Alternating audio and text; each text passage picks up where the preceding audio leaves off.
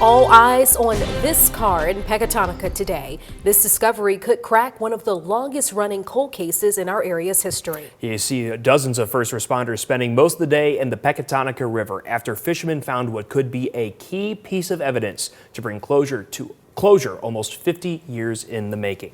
Everett Hawley and Clarence Owens went missing in Pecatonica all the way back in 1976, last seen driving this car behind us. Yeah, and this breakthrough, it came after a couple of fishermen noticed the car and reported it to the sheriff's department. That's what sparked this search you see here that started around 9 this morning and went all the way until the late afternoon. Dive teams were finally able to drag the 1960 Chevy Impala out of the river, which Winnebago County Sheriff Gary Caruana confirms is the car authorities have been searching decades for.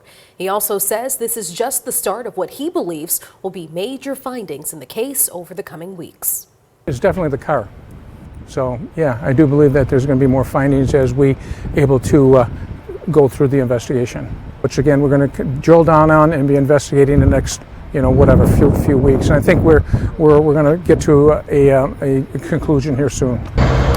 Caruana did not give a specific timeline for updates in this cold case. And this is the second cold case in Winnebago County that's seen a massive breakthrough in the last few years. Yeah, a lot of you at home probably remember this face and remember the name too, Tammy Tracy. It took detectives 33 years before they could charge the person accused of her murder.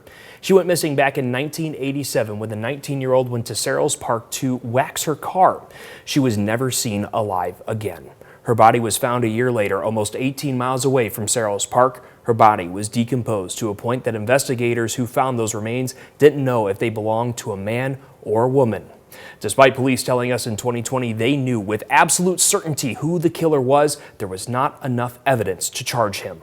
But just 6 months after 13 WREX ran a report about the ongoing search for justice in Tracy's murder, a breakthrough. The man on your screen, Jesse Smith, was charged with murder.